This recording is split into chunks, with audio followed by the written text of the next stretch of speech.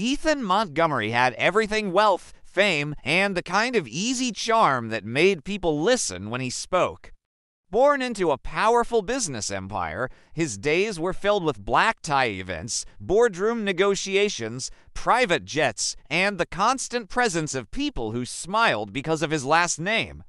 But for all the luxury around him, he couldn't help but feel like he lived in a gilded cage. Everyone wanted something from his money, his influence, or his last name. No one really saw him. It was one cold evening, sitting in his penthouse suite overlooking the skyline, that he made a decision. For once, he wanted to be unknown, to walk the streets without cameras flashing. And the longer he waited to tell her, the harder it became. To fall in love with someone who saw the man beneath the gold, not the money, not the name, just Ethan. He packed a modest suitcase and left behind his Rolex, designer suits, and custom shoes. With a simple hoodie, worn jeans, and a borrowed name, Eli, he rented a tiny apartment in a quiet district on the city's edge. It smelled of old wood and dust, and the bed creaked when he moved, but it felt real, untouched by pretense. In the heart of this new life, he found work at a local bookstore tucked between a bakery and a cobbler's shop.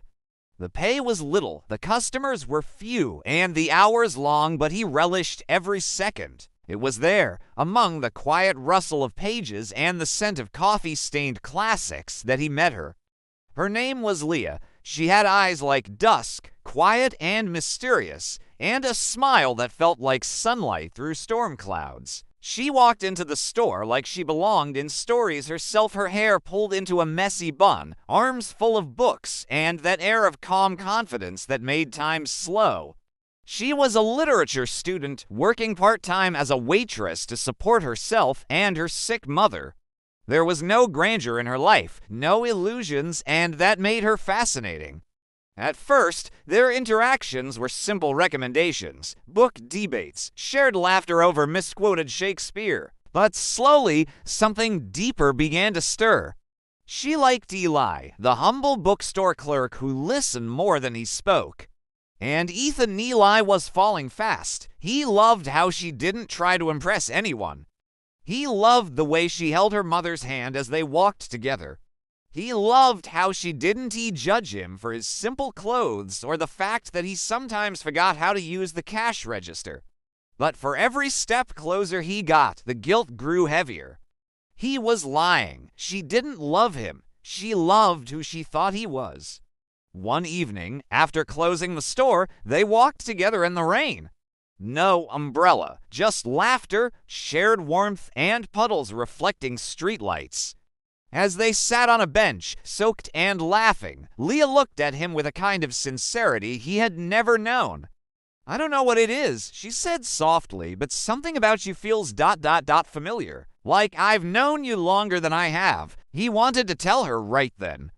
But fear clutched his chest. What if she walked away?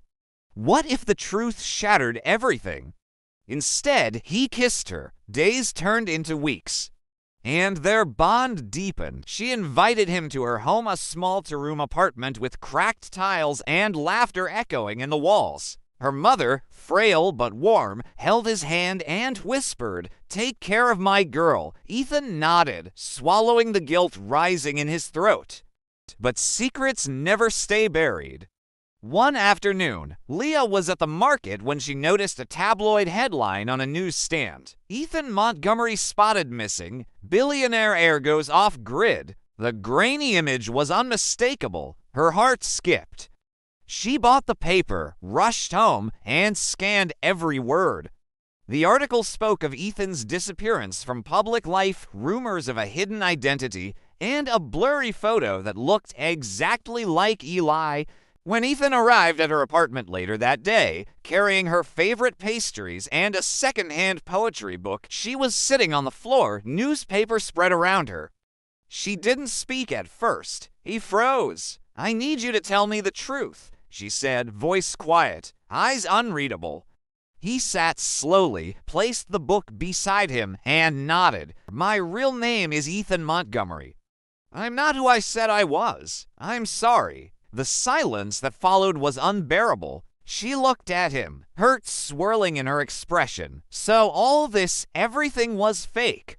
No, he said quickly. That's the thing. It's the only real thing I've had in years. You didn't know who I was. You treated me like a human being. You saw me. That's what I wanted. That's what I needed. Tears welled in her eyes. But you lied. I know, he whispered. I was afraid. Afraid that if you knew who I really was, you'd stop loving me. I don't even know if I do love you, she said, her voice cracking, because I don't know who you are anymore. And with that, he left, not because he wanted to, but because she asked him to. And when the door closed behind him, it felt heavier than all the weight he had ever carried. Back in his world of glitz and glass towers, Ethan returned to boardrooms and headlines. He smiled for the cameras again, shook hands with investors, and wore the mask that the world knew. But nothing felt right anymore. Months passed. Then one day, a letter arrived. A handwritten envelope. No return address, just his name. Inside was a simple note. I read your favorite book today. The one you said you never finished because the ending scared you. I finished it. It ends with forgiveness. And with love. Come find me. Leah, he didn't wait. He took the first cab he could find, back to that quiet district, back to that little bookstore between the bakery and the cobbler. And there she was, standing by the window, watching the street like she had been waiting for him all along. When their eyes met, she smiled not because of who he was or what he owned, but because she still saw the man behind the mask. And in that moment, Ethan Montgomery knew he had finally found the one thing his money could never buy, a love that saw beyond gold.